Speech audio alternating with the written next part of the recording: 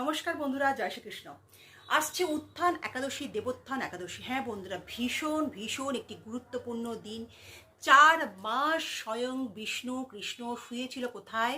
ক্ষীর সমুদ্রে। সেই দিন কিন্তু উত্থান একাদশী, দেবোত্থান একাদশী দিনে কিন্তু তিনি জাগছেন। তাহলে অবশ্যই কিন্তু তোমরা কি করবে, এই একটি সহজ, অতিরিক্ত সহজ একটা উপায় বলে দিচ্ছি। নেবে লাল মৌলি সুতো, দশকর্মা ভাণ্ডারে যাবে, নেবে লাল মৌলি সুতো এবং বাড়িতে নিয়ে এসে পূজার স্থানে রাখবে।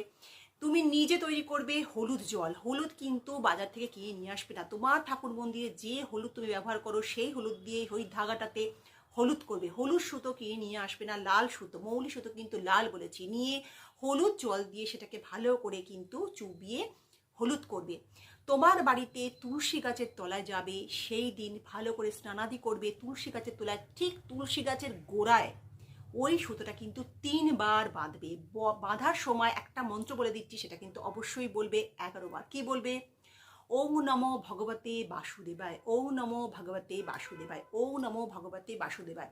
এটা কিন্তু 11 বার বলবে। আর গিটটা অর্থাৎ মৌলি সুতো কিন্তু 3 বারই বাঁধবে।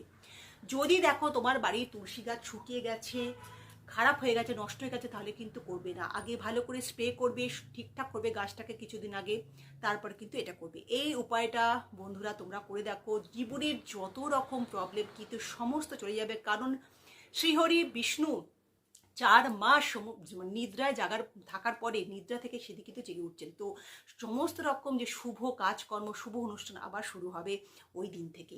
অতএব এই দিনে কিন্তু এটা করতে একেবারেই ভুলো না। আর কমেন্টে জয় শ্রীকৃষ্ণ লিখতে কিন্তু একেবারেই ভুলো না। তো উপায়টা অবশ্যই করো। উপায়টা খুব ছোট হলেও কিন্তু দারুণ সাকসেস পাবে, উন্নতিতে ভরে যাবে। টাকা পয়সা, আর্থিক দিক থেকে সব কিছু দিক থেকে তোমার ভালো হবে। যত রকম রোগ আছে সব কিন্তু দূর হবে এই একটা উপায়ের মধ্যে। তো অবশ্যই কিন্তু এই ছোট্ট উপায়টা কিন্তু বন্ধুরা করতে ভুলো না, উত্থান একাদশী, দেবোত্থান একাদশীর দিনে। আশা করি ভিডিও খুব ভালো লেগেছে। বেশি বেশি করে ফরওয়ার্ড করো, শেয়ার করো। যারা জানে না প্লিজ তাদের জানতে দাও। লাইক কমেন্ট করতে ভুলো না। ভালো থেকো, সুখে থেকো, শান্তিতে থেকো। নমস্কার।